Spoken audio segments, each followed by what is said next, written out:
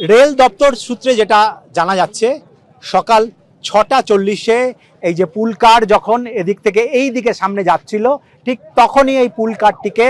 উল্টো দিক থেকে আসা, অর্থাৎ নিমতিতা থেকে আসা লোকাল ট্রেনটি এই যে পুল কারটাকে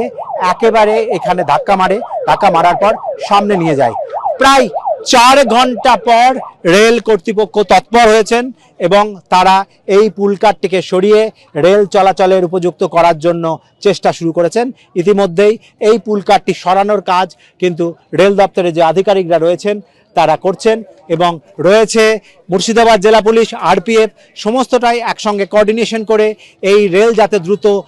চলাচলের ব্যবস্থা করা যায় তার জন্য কিন্তু ব্যবস্থা করছেন জেলা পুলিশ এবং রেল পুলিশ একসঙ্গে, এবং এই জায়গা থেকে এই গাড়িটিকে সরানোর জন্য তারা চেষ্টা করছেন এবং এই গাড়িটিকে সরানোর পরেই বোঝা যাবে এই লাইন দিয়ে, অর্থাৎ